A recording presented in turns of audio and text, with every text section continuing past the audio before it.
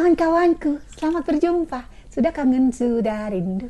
Kali ini, hari ini, ayo kita ngobrol lagi.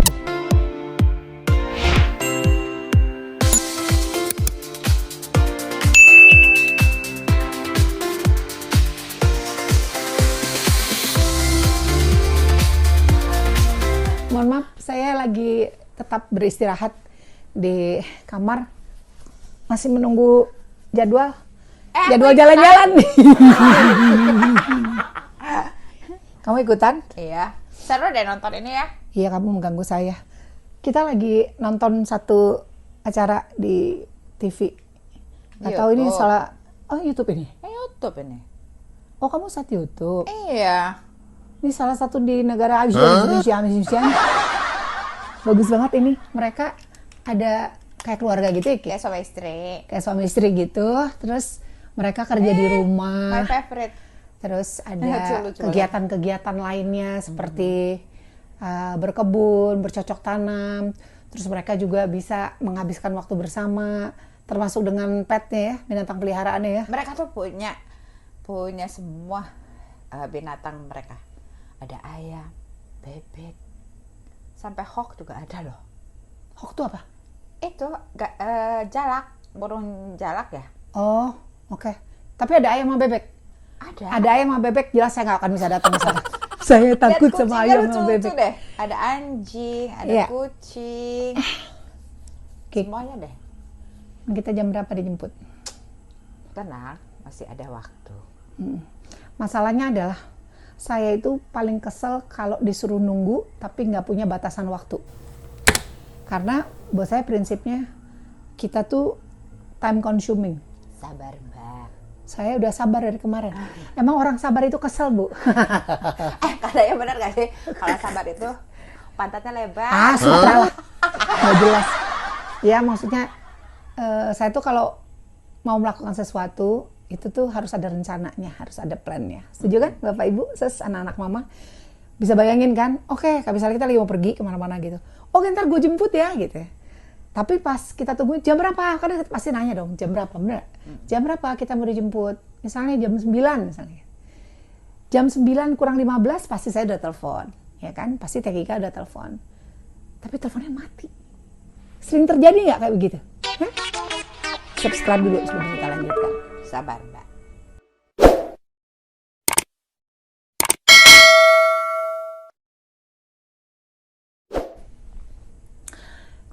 Jadi, masalah tentang menghargai orang itu harus kita punya. Sabar mbak, kenapa ya?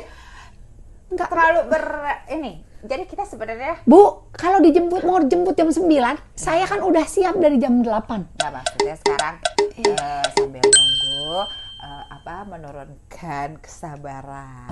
Menaikkan kesabaran, menurunkan kemarahan. Emosi.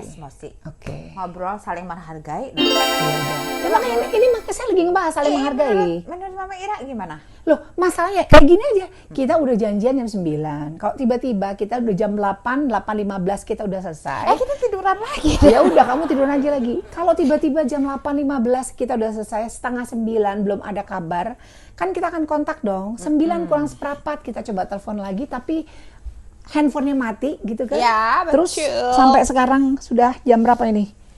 9.30 masih belum ada kabar. Jam kulit kurang bulu. Nah, menurut Anda sudah betul belum cara menghargai orang? Bukan karena sesama teman aja gitu. Nggak apa-apa lah, ntar teman gue biasa kok dia gampangin nunggu. gitu maksudnya. Iya, nggak boleh. Saya dilatih sama orang tua kita untuk selalu tepat waktu. Kalaupun kita terlambat, mau kita misalnya mau kerja atau mau apa, misalnya terlambat, pasti kamu akan selalu info dong ke mereka. Ya, kita update jam berapa kita sampai. Kalau kita pakai map, kita kasih tahu estimasi waktunya kapan gitu ya. Kalau perlu kita share live location supaya apa? Supaya teman-teman di tempat yang kita tuju nggak menunggu lama ya, misalnya apa gitu. Tapi kita ada komunikasi.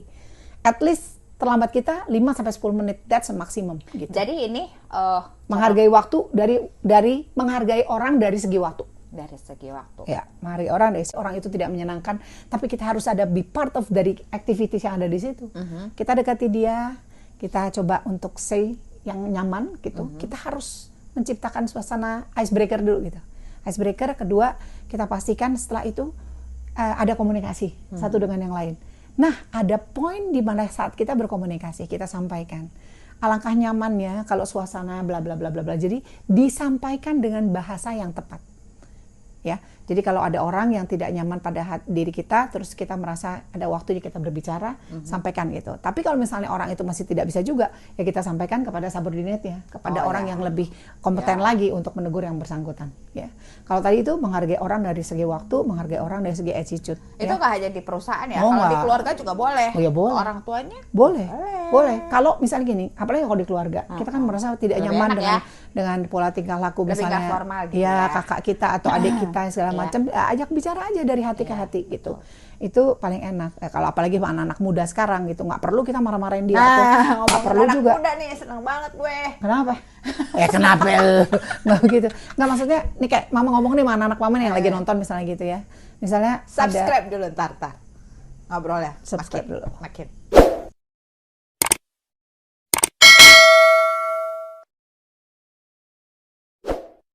Ada kan anak-anak sekarang kalau udah, bawain tas gue gitu, atau apa gitu. Terus Kita suka banget. iya gitu. Panggil mbaknya gitu, walaupun datang mbak gitu terus gitu kan.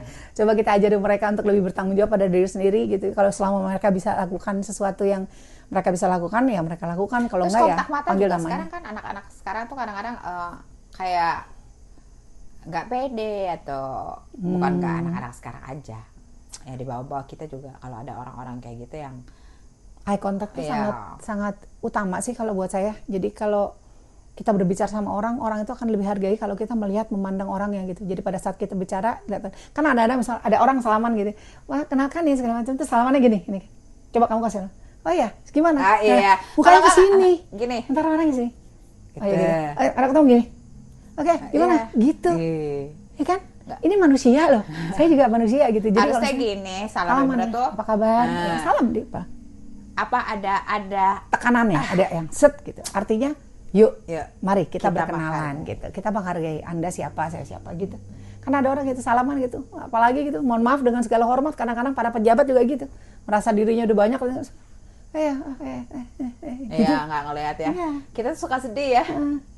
Enggak, humannya tuh kurang sense-nya tuh nggak jalan gitu. Ada kata-kata kita tuh nggak minta berlebihan, kita cuma minta dimanusiain aja, dimanusiakan. Iya, tapi itu udah sangat global, Kik. Maksudnya gini, kita tuh orang-orang yang tidak perlu dipuji-puja, tidak perlu dipakein red carpet sekali kita melangkah gitu. Tapi kita perlu di-treat baik. Kalau orang itu, saya punya prinsip, kalau kita dikasih kebaikan 10, kita akan kasih 100. 100 kita akan kasih lagi 1000 gitu. Iya, betul. Itu yang sampai sekarang sebenarnya saya nggak usah pegang hal diminta kayak sih. gitu. Itu mah kamap. Iya, nggak maksudnya kalau orang itu berbuat baik Iya. sama kita gitu, nggak usah khawatir gitu. Kita pun akan tetap baik sama dia gitu. Tapi kan nggak harus yang kita nggak perlu lip service juga, kita nggak perlu validasi. Kalau kita nyaman, kita happy gitu. Iya. Ya jadi menghargai orang itu tadi dari segi waktu, attitude, perkataan atau perbuatan itu juga penting. Gitu. Terus kita juga diajarin bagaimana menghargai orang itu tidak harus selalu melihat dari strata sosial, Betul. ekonomi. Setuju. Saya Kika tahu persis karena manajer saya. Jadi kalau kita tuh lagi bertemu dengan siapapun juga gitu, kita perlu menganggap diri kita adalah part of dari momen pada saat itu gitu. Jadi kalau kita berhadapan dengan orang, kita tidak pernah melihat strata sosialnya dia, ekonominya dia seperti apa, apakah dia siapa gitu belakang, enggak.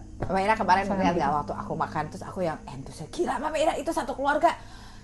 Oh iya, itu bagus. Ibunya rutan semua. Iya, kan jadi gini, kemarin tuh kita sempat makan di PVJ, di PVJ, salah satu itu. Terus kita duduk, saya nggak begitu perhatikan, tapi Kika kebetulan ngadep ke satu meja gitu, ada keluarganya, keluarga yang baik-baik, yang cukup kelihatan ekonominya tinggi loh. ya oke lah gitu ya. Tapi mereka punya anak beranak yang hebat banget. Hebat. Saya nggak begitu memperhatikan, tapi Kika merhatikan pada saat dia lewat di samping meja, mereka tuh semua permisi gitu, dengan caranya permisi. Rotan loh.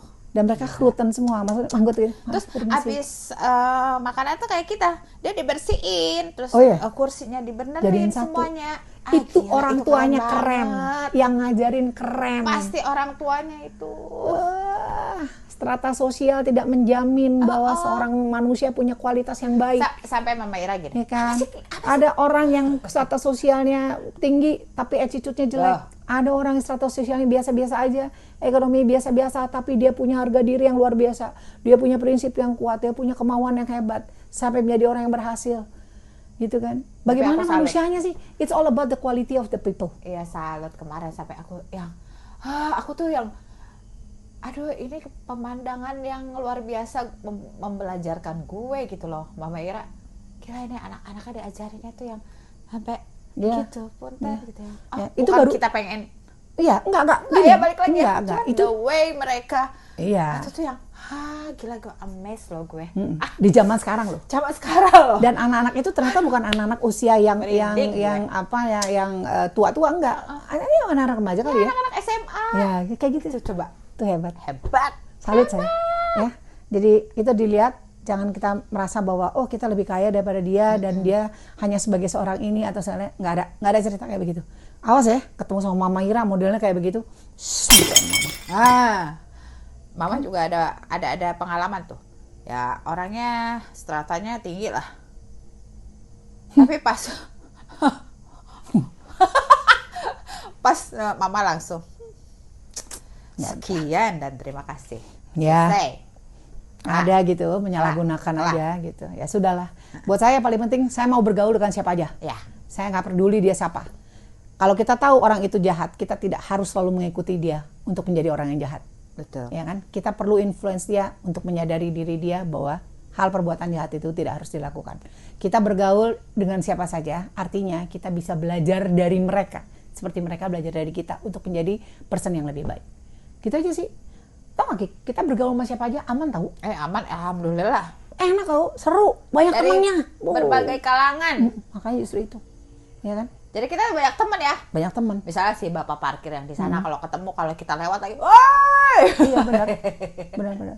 Bu, dan Udah telepon temennya hampir jam 10, 9.48. ya udah. Ini kalau misalnya nggak bisa juga nih, saya samperin ke dia, gantian, saya jemput dia. Heran saya. Sabar, Mbak. Bapak Ibu, maaf ya, ini sudah mulai emosi jiwa lagi gitu. Karena saya lapar. Rika, mari Anda closing. Kenapa? Anda closing. Janganlah. Sini, Aku nggak bisa closing. tuh. Duduk di sini. Kamu Bilang apa? Terima kasih, sok mangga. aduh, kumaha tuh. Di sini, Ibu di sini. Ya ada. Teret, tet, tet. Kawan-kawan. Oh, salah ya. Itu opening.